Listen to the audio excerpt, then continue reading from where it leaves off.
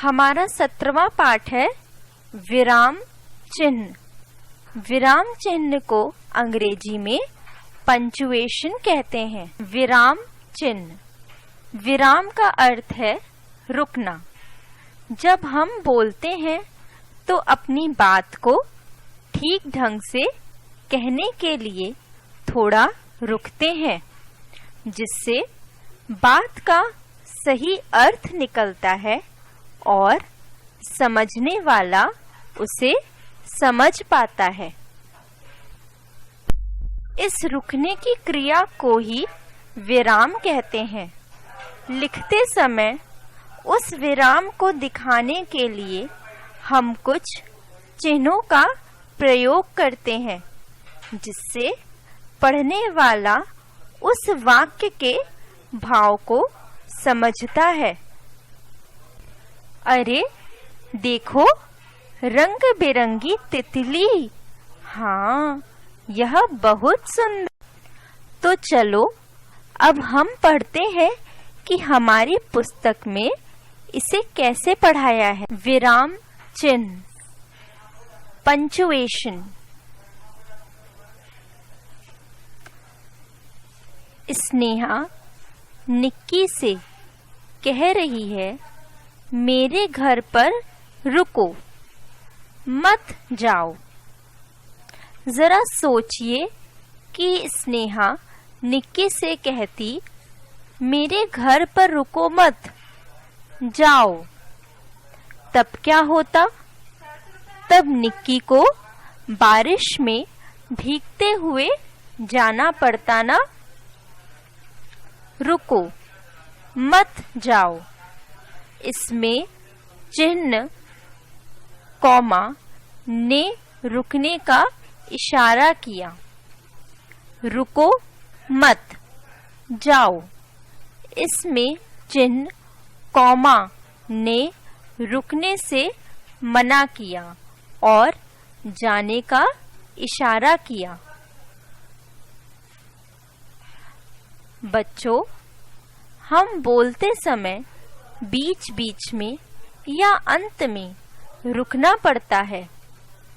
इससे हम अपनी बातों को ठीक ढंग से बता पाते हैं। रुकने का संकेत देने के लिए कुछ चिन्ह बने हैं। इन्हें विराम चिन्ह कहा जाता है। कुछ विराम चिन्ह हैं। पूर्ण विराम, प्रश्न सूचक, अल्प विराम और विस्मयादि सूचक चिन्ह। पूर्ण विराम, जब वाक्य पूरा हो जाए तब उसके अंत में पूर्ण विराम लगाया जाता है। जैसे कुत्ता भौंकने लगा, पूर्ण विराम। कोयल गा रही है, पूर्ण विराम। प्रश्न सूचक चिन्ह, जब वाक्य में प्रश्न पूछने का बोध हो तब उसके अंत में प्रश्न सूचक चिन्ह लगाया जाता है। जैसे, क्या मैं खेलने जा सकता हूँ? प्रश्न सूचक चिन्ह। पापा कब आएंगे? प्रश्न सूचक चिन्ह। अल्प विराम, वाक्य को बोलते समय बीच में जहाँ थोड़ी देर के लिए रुकने का संकेत देना हो, वहाँ अल्प विराम लगाया जाता है। जैसे दिया, अल्प विराम, शालू और पूजा सखी हैं। नहीं, अल्प विराम, मैं नहीं जाऊंगा। विस्मयादि सूचक चिन्ह, जब वाक्य को बोलते समय आश्चर्य, खुशी, दुख या घृणा का संकेत देना हो तब विस्मय आदि सूचक चिन्ह लगाया जाता है। जैसे ओ, विस्मय आदि सूचक चिन्ह, पूजा चली गई। ओ, विस्मय आदि सूचक चिन्ह, पीटर चला गया। तो बच्चों, हमने क्या सीखा? हमने सीखा वाक्य में रुकने के संकेतों को विराम चिन्ह कहते हैं। विराम चिन्ह वाक्य का अर्थ समझाने में हमारी मदद करते हैं। पूर्ण विराम, अल्प विराम, प्रश्नवाचक और विस्मय आदि बोधक प्रमुख विराम चिन्ह हैं। अभ्यास को अंग्रेजी में हम एक्सरसाइज कहते हैं।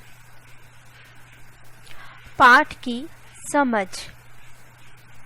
पहला, नीचे दिए गए प्रश्नों के उत्तर लिखिए।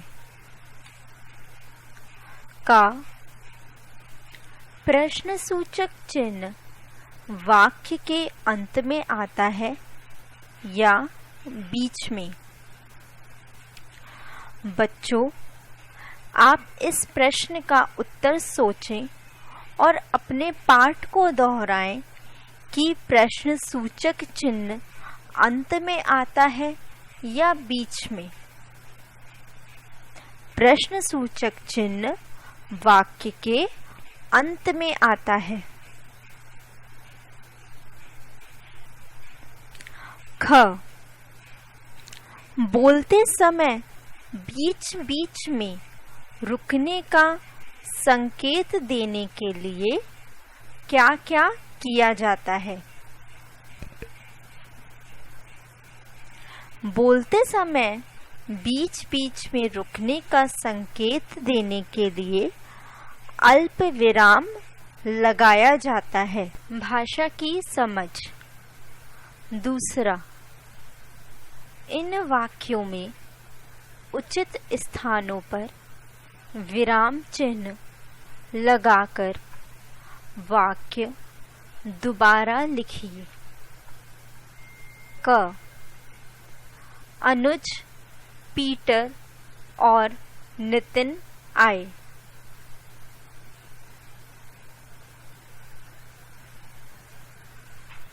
अनुज, अल्पविराम, पीटर और नितिन आए।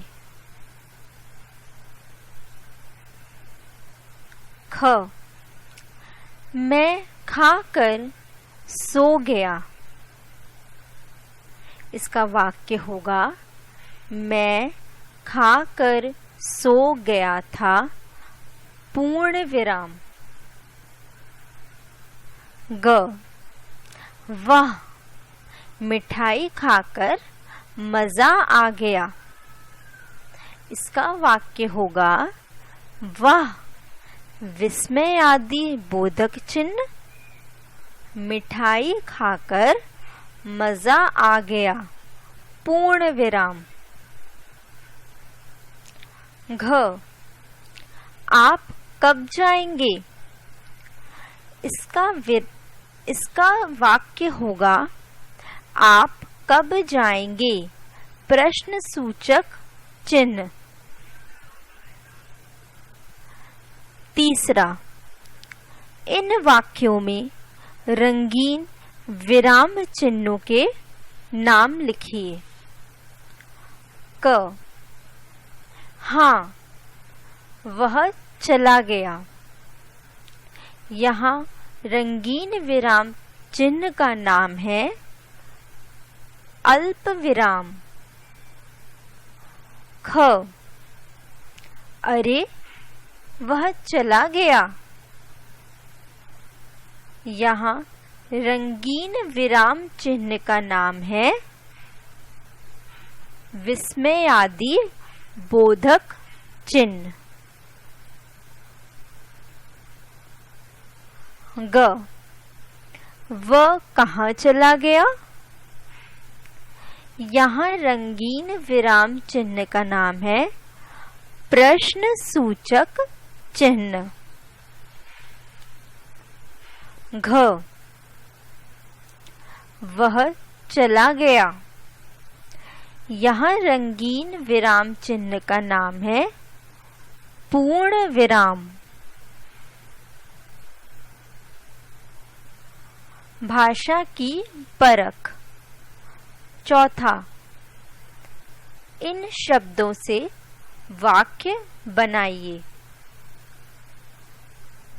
क, यह विराम चिन्ह वाक्य के बीच में लगाया जाता है। बच्चों, कौन सा विराम चिन्ह वाक्य के बीच में लगाया जाता है? पूर्ण विराम, अल्प विराम या प्रश्न सूचक? अल्प विराम वाक्य के बीच में लगाया जाता है।